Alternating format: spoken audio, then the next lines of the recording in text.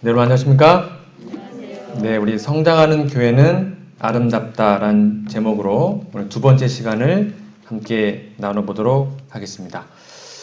오늘은 은사 중심적 사역에 대해서 함께 좀 생각을 나누고 우리 교회의 모습을 좀 살펴보도록 하겠습니다. 제가 이제 지난주부터 건강한 교회에 대해서 함께 말씀을 나누고 있는데요. 교회가 성장하는 것이 중요한 것이 아니라 교회가 건강하게 돼야 된다고 말씀드렸습니다. 왜냐하면 건강하면 성장하는 것은 자연스럽게 되는 것이기 때문이죠. 근데 건강하지 못한 상태에서 아무리 교회가 성장해도 결국 그거는 거품일 뿐이고 결국 금방 수가 또 줄어들고 뭐 이렇게 되지 않습니까? 그래서 건강한 교회가 무엇인가 우리 기억나시는지요? 우리가 뉴스타트가 8가지 있는 것처럼 건강한 교회에 8가지의 어떤 자연 법칙이 있다고 말씀드렸습니다. 그래서 뭐 영감 있는 예배, 열정적 영성, 뭐 전도, 사역을 세운 쭉 제가 다 설명드렸습니다. 이 8가지를 제가 이제 일주일에 하나씩 설명을 드릴 거고요. 우리 지난주에는 우리 사역자를 세우는 지도력이라는 제목으로 말씀드렸는데 기억나시죠? 그러니까 지도력, 즉 교회를 지도하고 하는 데에 어떤 뭐 장로님 몇 분이나 아니면 목회자 혼자 일을 다 하는 것이 아니라 함께 위임하고 사역을 나누어서 함께 협동해서 일을 나눠주는 게 진짜 지도력이다. 이렇게 설명을 드렸습니다. 그래서 지난주에 했던 것 중에 제가 한 번 더 강조하고 싶었던 말씀은 이 말씀입니다. 교회 보내는 권면 69페이지 있는 말씀인데요. 아마 기억나실 겁니다. 신자들에게 줄 수 있는 최대의 도움은, 그러니까 목회자로서 제가 여러분들에게 줄 수 있는 최선의 도움은 곧 저들에게 하나님을 위하여 일하라고 가르치는 것이요, 목사들을 의존하지 말고 하나님을 의지하도록 가르치는 것이다. 그러니까 목사가 있건 없건 상관없이 뭐 좋은 목사가 오든 나쁜 목사가 오든 뭐 설교를 잘하든 못하든 상관없이 어떤 목회자가 와도 흔들리지 않고 그냥 그 교회만의 본연의 모습을 유지해서 뚝심을 갖고 일을 하는 게 진짜 교회라는 것입니다. 어느 목사가 오면 확 또 잘 됐다가 또 어느 목사가 오면 확 그렇게 되는 것은 교회가 건강하지 못한 것입니다. 저들로 그리스도께서 일하신 것처럼 일하기를 배우게 하라. 저들로 그리스도 일꾼이 군대에 참여하여 그를 위하여 신실한 봉사를 하게 하라 라고 말씀을 드렸고요. 그래서 제가 한 5년 전에 여러분이 했던 거 제가 지난주에 설명을 쭉 보여드렸고, 그래서 이제 이게 우리 영월교회 5년 전의 모습이었습니다. 평균 이상의 교회입니다. 이 지표를 보면. 근데 오늘 제가 함께 나누는 게 저희 교회에 제일 부족했던 겁니다. 은사 중심적 사역. 저희 교회에서 제일 부족한 게 요거라고 나와 있습니다. 5년 전에. 아마 지금도 아마 동일할 것이고요. 그래서 제일 부족한 부분을 올려줘야 됩니다. 왜냐면 여기가 말한 것처럼 어느 물통에 물이 차려면 거기에 제일 낮은 부분만큼 밖에 물이 차지 않잖아요. 그렇죠? 그래서 제일 부족한 부분을 최대한 올려줘야 거기 물이 점점 더 찰 수 있는 것처럼 저희 교회 다 평균 이상인데 요 부분, 오늘 함께 나눌 부분이 제일 부족한 부분이었다는 것이 5년 전에 저희가 여러분들이 설문조사했던 것에 나와 있었습니다. 그래서 오늘은 저희가 은사 중심적 사역에 대해서 함께 좀 생각해보고 말씀을 나눠보고자 합니다. 자연적 교회 성장이 명시된 또 하나의 특징 중에 하나가 뭐냐면 은사 중심적 사역입니다. 사역은 말 그대로 일하는 거지 않습니까? 우리가 교회에서 다들 열심히 일을 하십니다. 근데 때로는 그 일이 자신의 적성과 좀 안 맞을 때가 있어요. 그렇죠? 뭔가 좀 교회가 조금이라도 뭘 시키는데 나는 이 적성이 아닌데 자꾸 뭘 시켜요. 그럼 그게 불편하고 힘들 때가 있습니다. 근데 진짜 건강한 교회는 그냥 그게 무턱대고 하는 것이 아니라 은사 중심적. 그러니까 어떤 사람이 잘하는 것을 시킨다는 것입니다. 어떤 사람이 좋아하는 것을 시킨다는 것이죠. 그래야지 교회에 오는 게 재밌지. 난 이거 진짜 못하겠네 자꾸 시키면 그거 진짜 힘들고 불편하거든요. 지도자의 역할, 즉 목회자의 역할은 성경은 예언처럼 말하기를 바로 그리스도의 사역을 달성하기 위해서 교회 구성원들, 즉 장로님, 집사님들의 어떤 은사가 있는지를 살펴보고 그 은사에 맞도록 일을 나눠주는 게 그게 진짜 지도자라는 것입니다.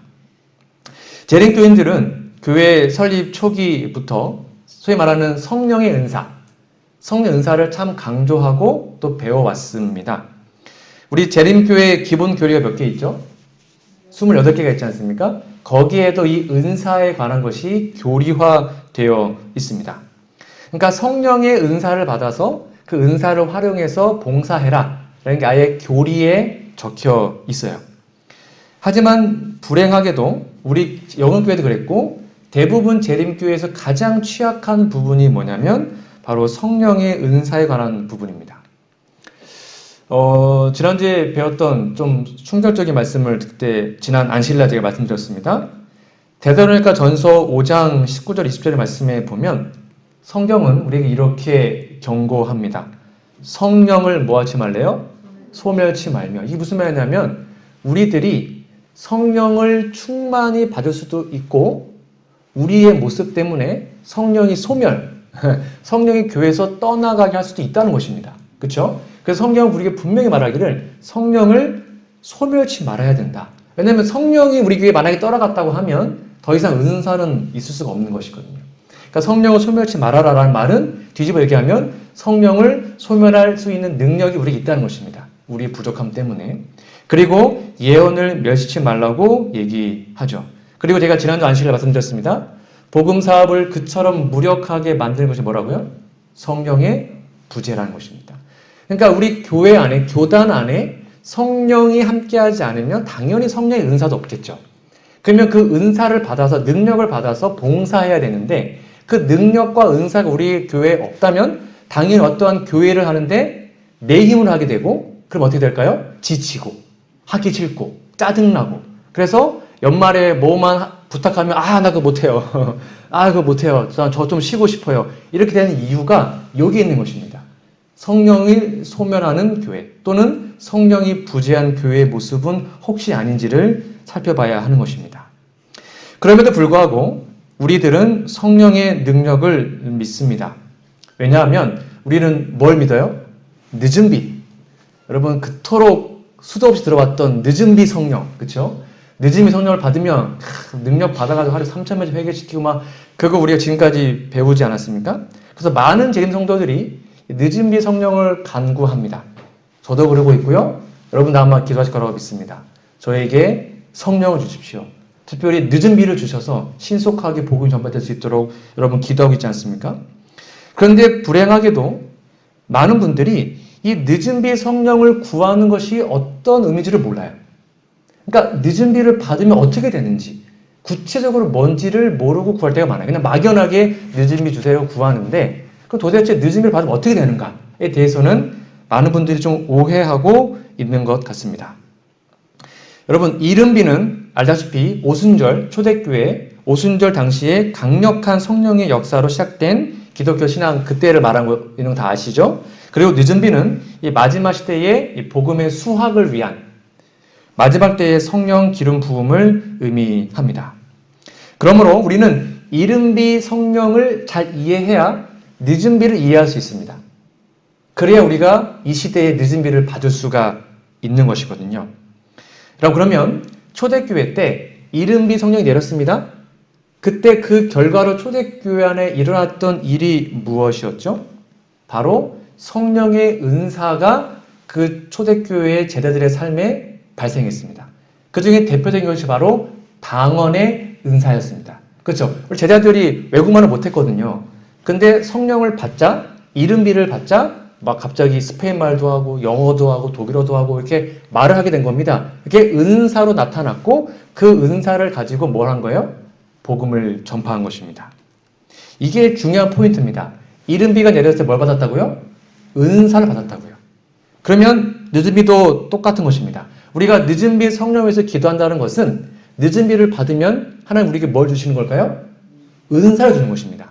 근데 그 은사는 뭐 하기 위해서요? 뭐 하기 위해서 주시는 거예요? 네, 봉사하고 복음을 전파하기 위해서 주시는 겁니다.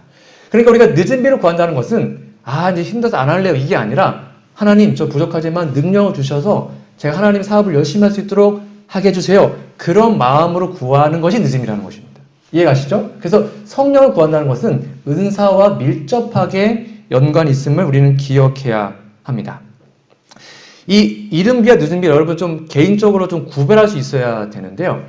이른비와 늦은비는 개인적인 이른비가 있고 그다음에 역사적인 이른비가 있습니다. 이 개념을 좀 잘 이해하셔야 돼요. 제가 설명 잘 해드릴게요. 역사적으로는 초대교회 때 내렸던 게 이른비입니다. 그렇죠? 그리고 약 2000년 뒤 지금 마지막 재림 직전에 우리는 늦은비를 구하고 있습니다. 그건 역사적 이른비와 늦은비입니다. 여기까지 이해가시죠? 그런데 개인적 이른비와 늦은비는 다릅니다. 즉 12제자들이 개인적으로 이른비를 언제 받았을까요? 초대교회 때가 아닙니다. 예수님과 함께 생활했던 3년 반의 공생의 기간입니다. 그때 제자들은 이른비를 받았어요.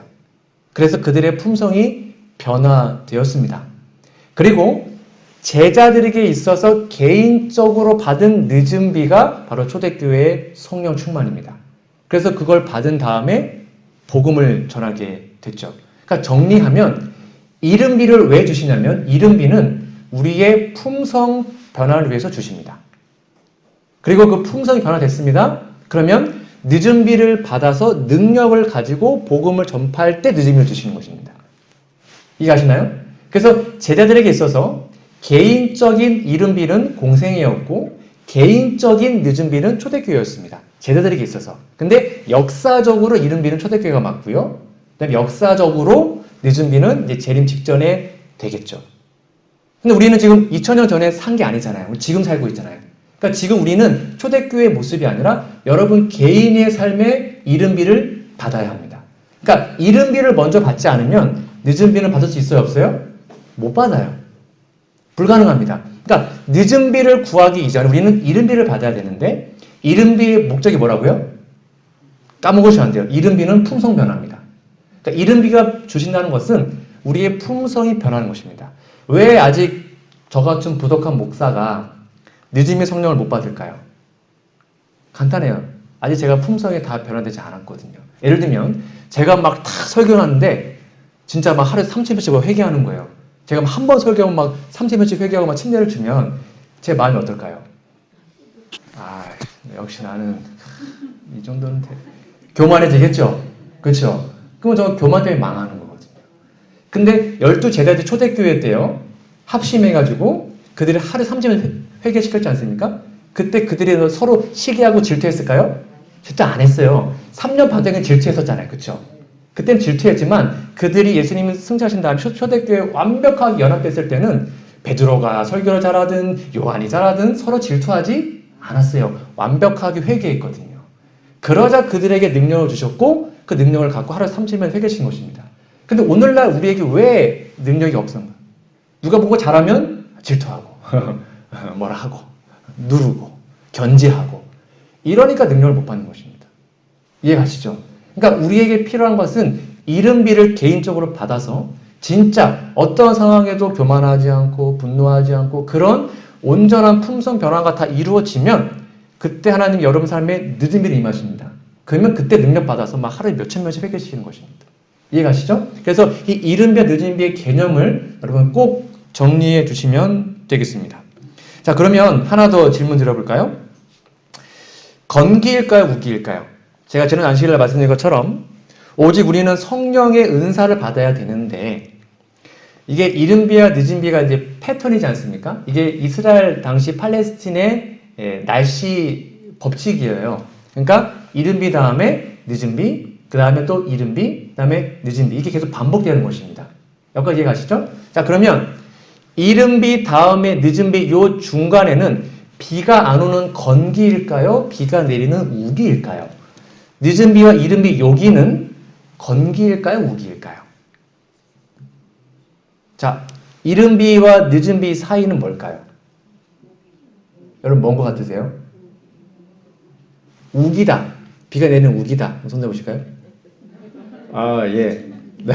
그럼 아니다. 이른비와 늦은비는 건기다.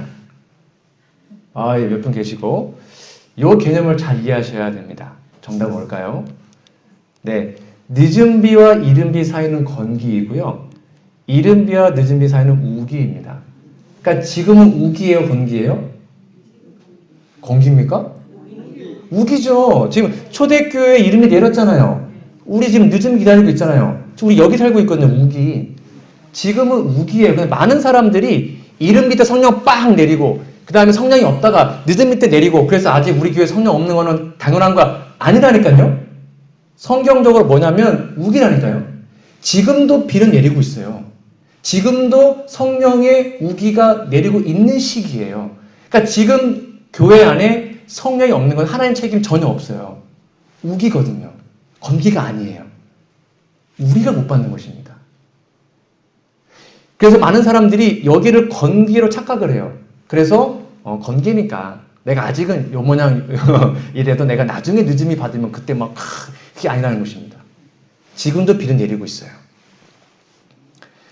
그 말이 제가 지난 안식일에 했던 것입니다. 제자들은 자신들을 위하여 축복을 구하지 않았다. 그들은 영혼들에 대한 책임을 눌렸다. 복음은 땅끝까지 전해져야 한다. 그러므로 그들은 그리스도께서 약속하신 능력의 부여를 주장했다. 잘 보셔요.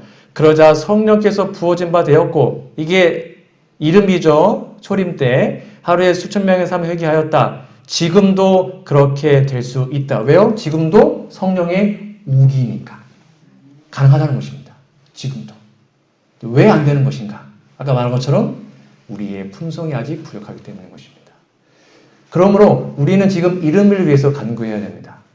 나의 부족함, 나의 모난 품성 이런 것들이 다 없어지고 우리 교회가 정말로 누가 잘나고 못하고 상관없이 완벽하게 연합되고 서로 사랑하고 질투하지 않고 견지하지 않고 시기하지 않는 상태가 될 때 그때 하나님은 능력을 주셔서 우리가 몇십 년 걸어도 못할 거를 하나님은 하루에 끝내는 것입니다. 여기 영원교회가 지금 수십 년 동안 친자가 몇 명 났죠? 지금까지 있는 경우 제가 쭉 보니까 많아야 뭐 100명, 200명 정도잖아요. 그렇죠? 수십 년 동안. 근데 하나님은 며칠 동안요? 하루에 3,000명. 이게 뭐만 되면? 준비만 되면.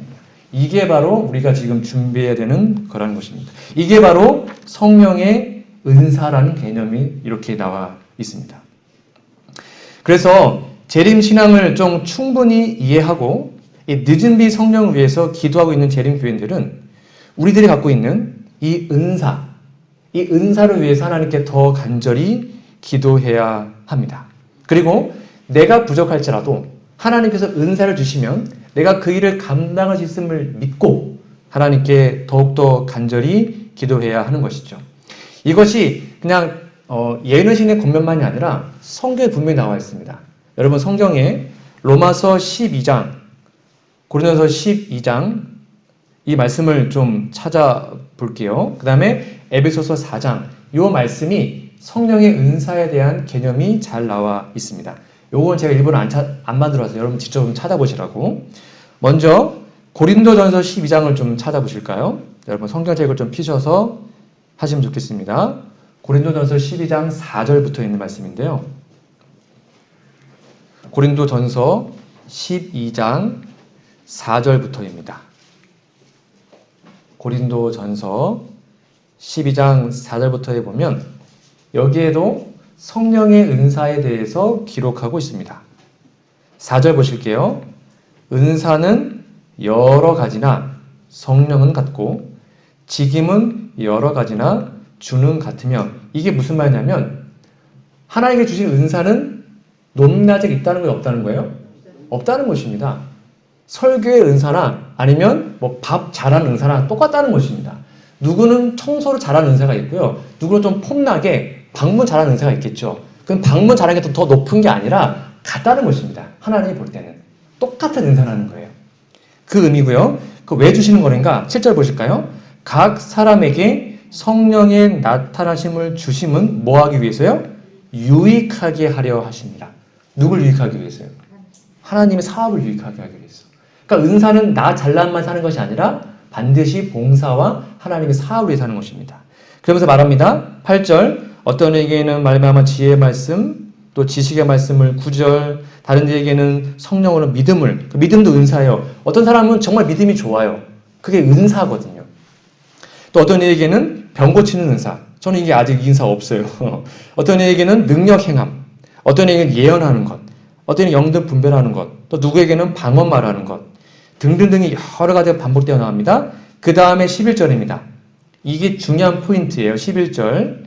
고린도전서 12장 11절에 보면 이 모든 일은 같은 한 성령이 행하사 그 뜻대로 각 사람에게 나눠 주시느니라. 누구 뜻대로요?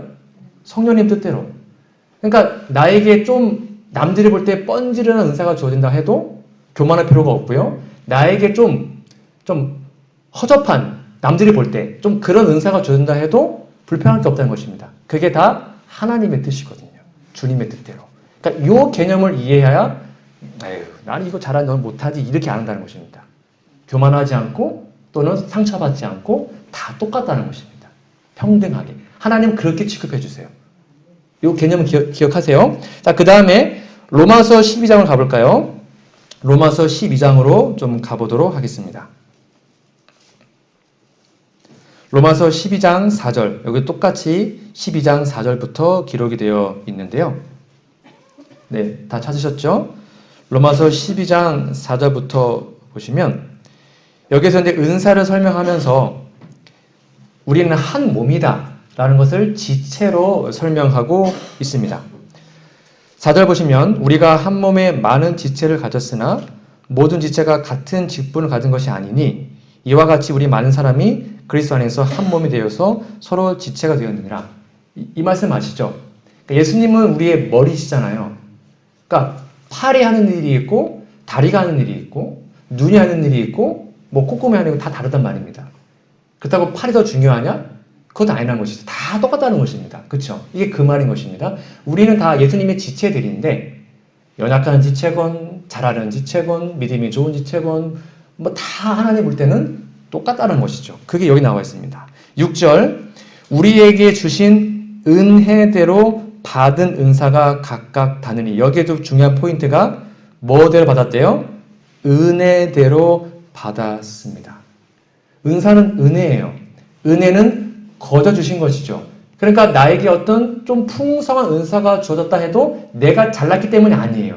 하나님이 은혜로 주신 것입니다. 이걸 깨닫는 사람은 절대로 내가 잘났다고 나 이거 잘한다고 교만할 수가 없겠죠. 그래서 은혜대로 받은 은사가 각각 다르니 혹 예언이면 믿음의 문서로 섬기는 이름을 쭉 설명한 다음에 그 다음에 보실까요? 8절 뒤에 보시면 이 모든 것들이 다 즐거움으로 서로 협력해서 하라라고 강조하고 있습니다. 이것이 이제 성경에서 말하는 성령의 은사의 개념입니다. 어렵지 않으시죠? 그래서 이런 모든 것들을 하나님께 주셨으니 이 일을 서로 견제하거나 질투하거나 하지 않고 협력해서 하나님의 사업, 복음 사업을 하는데 사용하는 것이 그게 진짜 건강한 교회라는 것입니다. 이거를 서로 협력해서 나누고 지도자가 서로 이렇게 발굴해주고 도와주는 것. 이 개념을 여러분이 이해하시면 좋겠습니다. 근데 우리 재림교회는 많은 분들이 말한 것처럼 좀 어떤 한 은사를 좀 강조하는 경향이 있습니다. 그런데 그렇게 하면 안 된다라고 말하고 있는데요. 예언하신 이런 말씀이 기록되어 있습니다. 리벤 헤럴드에 있는 말씀에 보면 한 백성으로서 우리의 영적 연약함의 가장 큰 원인은 분명히 써 있죠. 왜 우리가 이렇게 영적 연약하냐? 가장 큰 원인은 영적 은사에 대한 참된 믿음의 부족이다.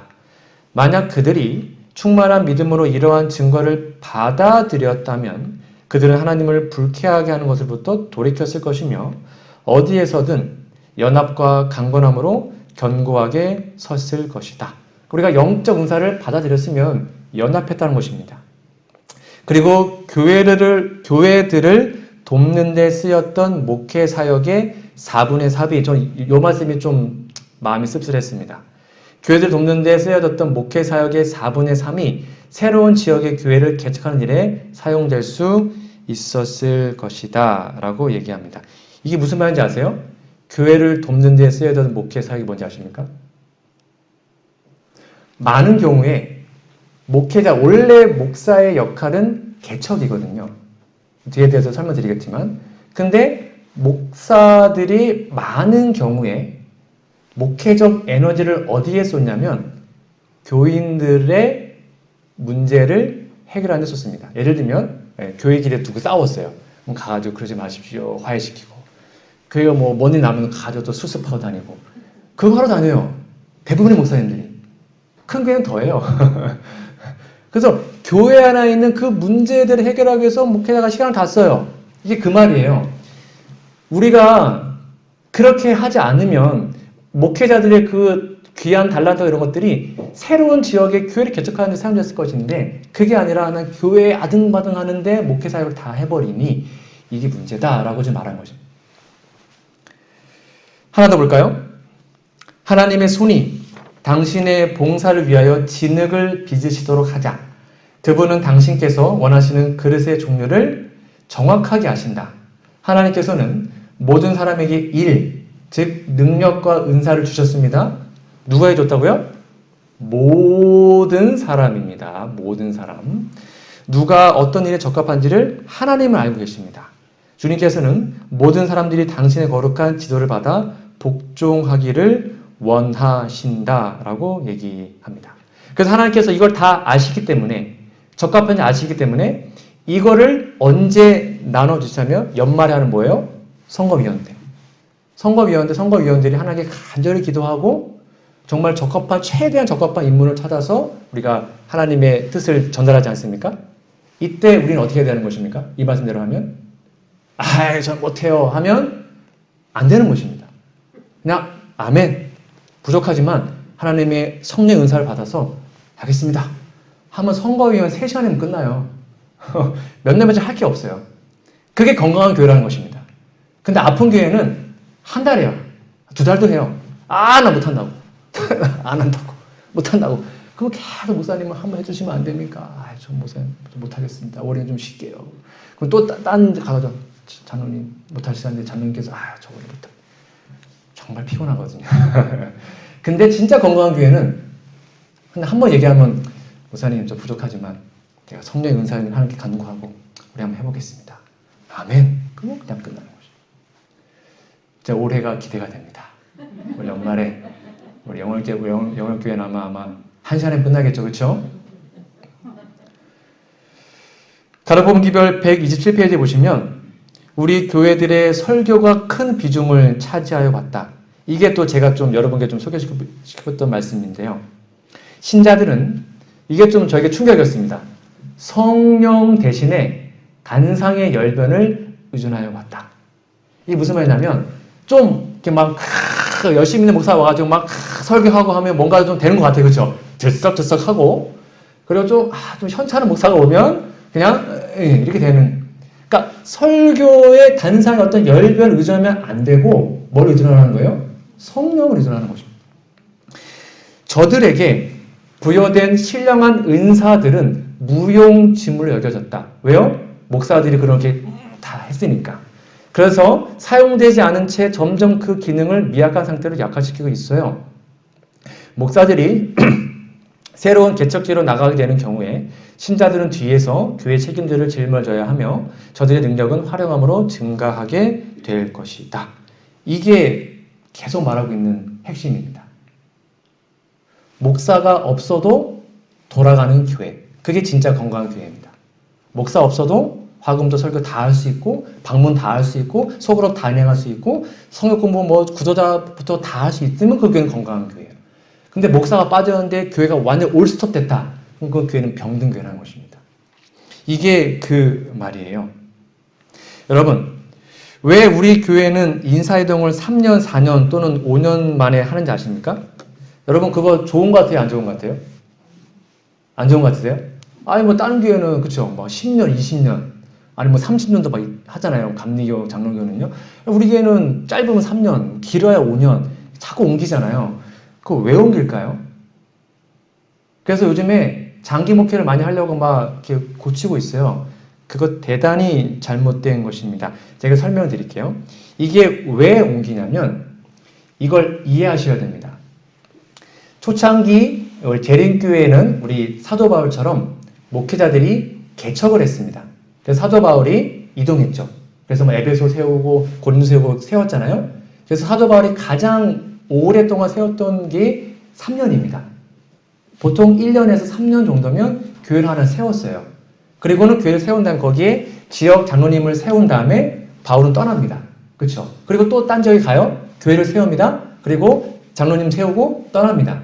그게 초창기 초대교회 모델입니다. 그거를 재림교회가 그대로 답습했습니다. 그래서 처음에 재림교회 목사들은 아까 말한 것처럼 이거 안 했고 개척을 했습니다.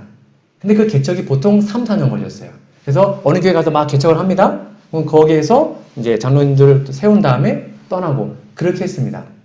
이해가시죠? 근데 목사들이 개척을 하는데 일을 하면서 할 수 없기 때문에 그러면 우리 성도들이 목사들의 월급을 내겠다. 그래서 합회에서 일괄적으로 목회자한테 월급을 똑같이 주는 것입니다. 그게 재림교회 원래 취지예요. 우린 목사 월급 다 똑같아요. 100명 교회든 10명 교회든 똑같아요. 그게 뭐냐면 원래 개척이 목사의 사명이었기 때문이에요.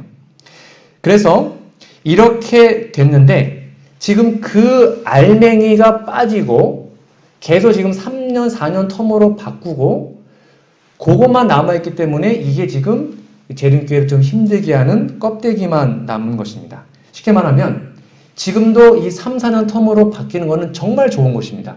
왜냐하면 보세요. 제가 잘하는 게 있겠죠.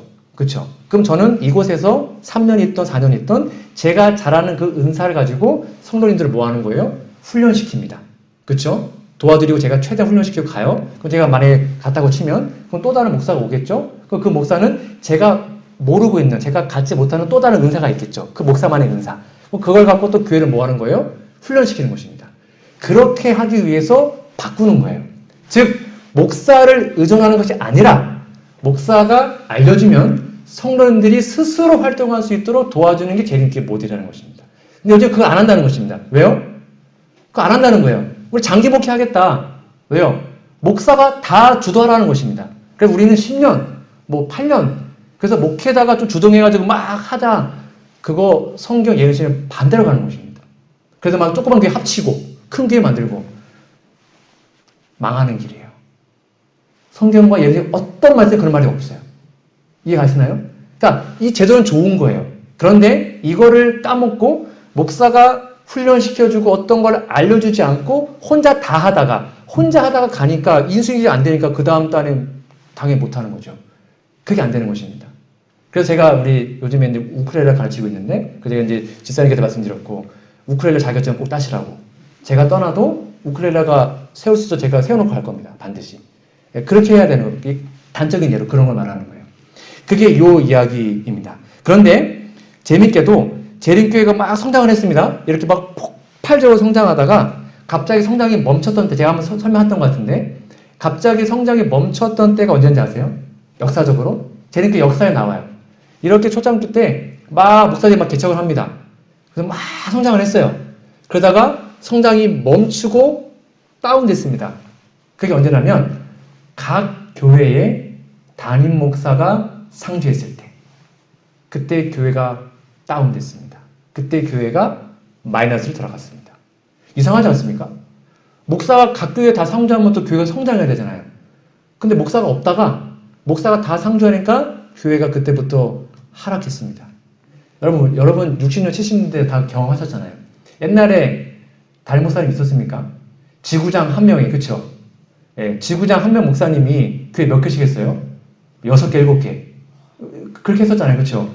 근데 그때는 왜 교회가 성장했을까요? 교회 목사님이 없으니까 장로님들이 화요일, 금요일, 토요일 다 설교하시죠? 장로님들 다 방문 나가시죠? 집사람들이 다 설교하시죠? 전도하시죠? 목사가 없으니까. 그러니까 교회가 살아난 거예요. 근데 그러다 보니 우리 한국 교회에서도 모든 교회에 목사가 상주했을 때 마이너스로 돌아간 것입니다. 놀랍게도 이 말씀이 바로 성경에도 그대로 나와 있습니다. 여러분 좀 찾아보실까요? 사무엘상 8장 5절입니다. 사무엘상 8장에 보면 이 말씀이 있는데, 화임 여사는 이스라엘 백성들이 왕을 구하는 죄를 담임 목사를 구하는 죄와 같이 적용합니다. 이거 되게 두려운 말씀입니다. 사무엘상, 제가 안 만들어 왔어요. 여러분 직접 좀 찾아보세요. 사무엘상 8장에 보면 여러분 알다시피 사무엘이 사사입니다. 마지막 사사인데 백성들이 나 이제 사사 싫으니까 우리도 왕 달라 이렇게 얘기를 하지 않습니까? 그래서 사울 왕을 이제 선택을 하잖아요. 근데 그 왕을 요구하는 이유가 나와 있습니다. 사무엘상 8장 5절 보실까요? 8장 5절. 보세요. 그들에게 이르되 보소서 당신은 늙고 당신 아들들은 당신의 행위를 따르지 아니하니 그 다음 밑줄을 걸어놓으세요. 열방과 같이 우리에게 왕을 세워 우리를 다스리게 하소서. 아, 우리도 저 이방 나라처럼 왕 좀 달라. 이렇게 얘기한 것입니다. 그 다음에 그 이유가 뭐냐면 사무엘상 8장 20절입니다. 사무엘상 8장 20절 보실까요? 또 나옵니다. 우리도 누구와 같이요? 열방과 같이 다른 나라와 같이 되어서 우리 왕이 우리를 다스리며 우리 앞에 나가서 우리의 싸움을 싸워야 할 것입니다. 이게 포인트입니다. 백성들이 왕을 왜 구했습니까? 본인들이 나가기 싫은 거예요. 우리의 싸움을 좀 왕이 대신 싸워야 된다. 나 못한다. 우리도 열방같이 세워가지고 좀 왕이 좀 알아서 해서 그렇게 해달라. 이게 이 말이었습니다. 이게 무슨 말이냐면 여호수아가 가나안을 정복하지 않았습니까? 가나안을 정복한 다음에 이 개념을 여러분 명확하게 좀 이해해 주셔야 됩니다. 앞에 보실까요?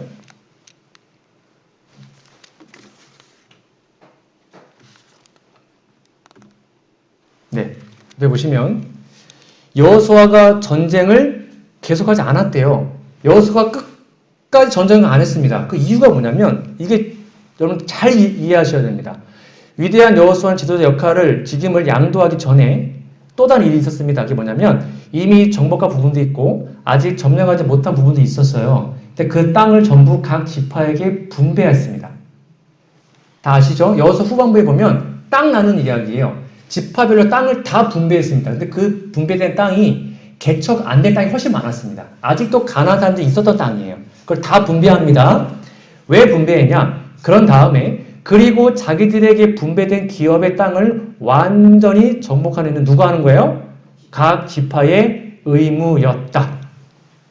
그러니까 지파별로 백성들이 개척해서 땅을 차지하는 게 의무였습니다. 그게 원래 하나님의 목적이었다는 거예요. 백성들이 하나님께 충성한다면 하나님께서는 그들의 원수를 그들 앞에서 몰아내실 겁니다. 백성들이 당신의 언약을 충실히 지킨다면 하나님께서는 더 보다 큰 영토를 주시겠다고 약속하셨다라고 얘기했어요. 이게 끝나고 그 다음에 사사시대인 거예요. 근데 사사시대에 백성들이 이 일을 해요, 안 해요? 안 한 거예요. 지파별로 개척을 해야 되는데 그걸 안 했어요. 그러니까 계속 괴롭힘 당했죠? 그러니까 결국 마지막 사사 때 와가지고 사무엘한테 우리 이거 못하겠다니까. 우리도 왕을 달라, 열방처럼. 그래서 왕이 좀 촥촥촥 해가지고 우리 싸움을 좀 대신 싸워줘 라고 얘기한 것입니다. 근데 이것을 화인 여사는 오늘날 교회에서 담임 목사를 구한 죄로 적용합니다. 예언의 진에는. 무슨 말이냐면 근데 성도님들 우리 힘드니까 목사님이 알아서 다 하세요. 이렇게 됐다는 것입니다. 나와요, 예언의 진에. 왕을 구한 죄 똑같이 나와 있습니다. 쉽게 말하면 우리 교회는 재림교회는 교회 이름을 지을 때 그 지역 이름을 짓지 않습니까? 우리 교회는 영월교회입니다. 그 말은 영월군에 있는 지역을 복음화하는 게 우리의 의무라는 것입니다. 쉽게 말하면 우리가 지금 구역반이 3개, 4개 있지 않습니까? 3개 있죠. 엄밀히 말하면. 그러면 원래는 각 구역반별로 어떤 면을 다 분배해야 됩니다. 예를 들면 여호수아반은 동면, 다니엘반은 서면, 아니면 김삿갓면, 이렇게 우리들이, 죄송합니다. 각 구역을 분배받아야 돼요. 이것처럼. 그 다음에 그 지역을 복음화한 게 원래 하나님 뜻이었다는 것입니다. 원래가. 이해 가시나요? 근데 그거를, 이제는 우리도 저 장로교, 감리교처럼 목사님이 막 10년, 20년 다 오래 있어서 좀 교회를 쫙 할 수 있도록 해주십시오. 이렇게 했다는 것입니다. 이게 바로 배도였고, 이렇게 해서 이스라엘 나라가 왕정 시대가 돼서 결국 타락하게 된 것입니다. 제가 좀 이상한 말을 하는 게 아니고요. 이렇게 나와 있다는 것입니다. 이게 바로 성령의 은사와 밀접한 관련이 있어요. 그러니까 우리가 성령의 은사를 여러분 개개인이 받아서 하나님께 간구하면 어떤 목사가 와도 상관없습니다. 설교를 잘하고 못하고 일 잘하면 상관없어요. 우리가 각자 하면 되는 것이니까요. 그냥 우리는 목회자는 와서 내가 할 수 있는 걸 최선을 다해서 여러분에게 훈련시켜주고 가르쳐주면 되는 거예요. 근데 그게 아니고 성도들이 이 은사를 구하지 않으면 목회자에 의존하게 되기 때문에 또 목회자가 좀 시원찮으면 야, 우리 목사님 언제 가시나 아 설교 재미없어 막 이렇게 막 불만 갖는 거예요. 그래서 교회가 이렇게 되는 거예요. 혹시 우리의 모습은 아닌지 모르겠습니다. 제가 너무 한 말을 하나요? 이게 성경에 나와 있는 원리입니다. 그래서 성령의 은사에 바탕을 둔 이 사역을 우리는 이제부터 시작해야 합니다. 여러분, 그러니까 이제 뭐 엄청난 뭐 세미나 이런 것을 배운 것도 정말 중요하지만 내가 지금 하나님께 성령 은사를 간구하고 진짜 그 은사를 받아서 어떤 상황에도 흔들리지 않게 하나님 일을 할 마음이 있는가? 내가 정말 좀 쉬고 싶은 마음이 아니라 힘들어도 하나님 능력을 받아서 남은 생에 정말 열심히 할 마음이 있는가? 있으면 우리는 은사를 받아서 그 일을 하게 되는 것입니다. 그러므로 여러분 이 은사를 여러분 꼭 기억하셔서 여러분의 삶 속에 우리 교회의 이런 아름다운 모습이 차고 넘치기를 간절히 바랍니다. 시간이 많이 가서 뒷부분은 좀 생략을 하겠고요. 그래서 이런 아름다운 모습이 잘 될 수 있도록 여러분 저도 최선을 다해서 여러분을 도와드리고 하도록 하겠습니다. 은사 중심적인 사역, 이것이 바로 교회가 건강하게 되고 우리 모두가 진짜 하나님의 제자가 될 수 있는 방법임을 기억하시고 하나님의 성령의 은사를 간구하셔서 여러분의 힘이 아니라 하나님의 힘으로 하나님의 사업을 열심히 하시는, 그래서 지치거나 번아웃되거나 짜증나고 힘든 것이 아니라 정말 기쁘고 행복한 마음으로 하나님 사업을 열심히 하시는 저와 우리 모두가 되기를 간절히 바라며 오늘 말씀을 마치도록 하겠습니다.